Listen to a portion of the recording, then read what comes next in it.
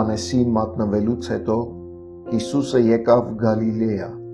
քարոզում էր Աստծո թագավորության ավետարանն ու ասում. լրացել է ժամանակը և մոտեցել է Աստծու թագավորությունը, ապաշխարեք ու հավատացեք ավետարանին։ Տեր Հիսուս Քրիստոսի առաջին քարոզը հրավեր է նոր կյանքի։ Նա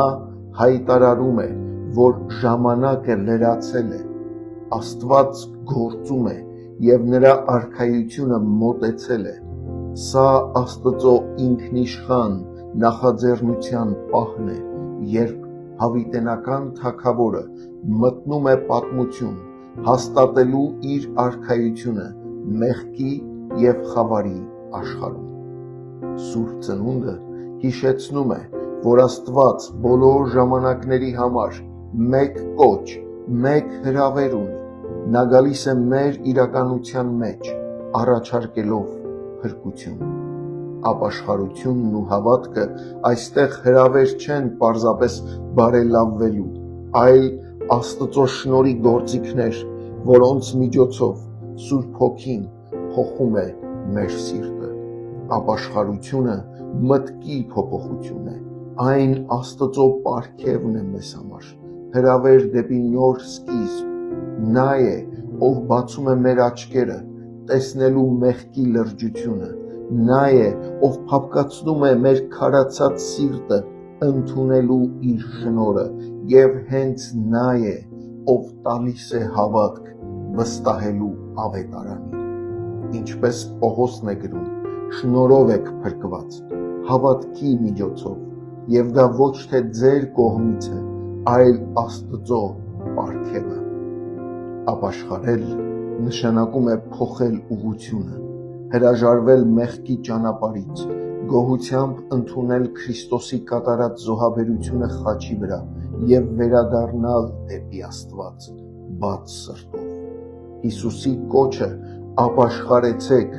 և հավատացեք ավետարանին։ Երկու կողմերն են նույն մետաղադրամի, մեկը հեռացում է մեղքից, մյուսը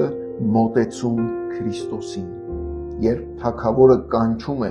նրա խոսքը զորություն ունի, որ փոխում է սիրտը, դարձնելով անհնազանդ մարդուն հնազանդ իր հովվապետի ձայնին։ Մեր քրիստոնեական հավատքը չի կարող կույր լինել, այն չի տրվում կամ փոխանցվում մեզ մեր ազգությամբ, քանի որ հայ ենք ծնվել, կամ ընտանիքի միջոցով, քանի որ խորը արմատներով կապված ենք մեր ավանդությանը և սովորություններին, այլ միմիայն անձնական փորձառությամբ Քրիստոսի վրա հենված վստահությունն է, որպես մեր միակ փրկչի ու Տիրոջ։ Սա մի նոր իրականություն է, Աստծո արքայությունը մեր մեջ։ Այսօր նրա հրավերը նույնն է։ Գալստյան շրջանը հիշեցում է, թագավորն արդեն եկել է, և նրա պատգամը մնում է անփոփոխ։ Ապաշխարեցեք և հավատացեք ավետարանին։ Այսօր հարցրու ինքդ քեզ. ես հրավերն ընդունել եմ, ապաշխարությամբ ունեմ մտքի փոփոխություն, արդյոք հավատքով քայլում եմ դեպի նա,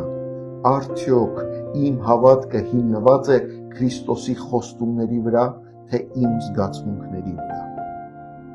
Տեր, թող իմ կյանքը լիովին հնազանդի քո հրավերին,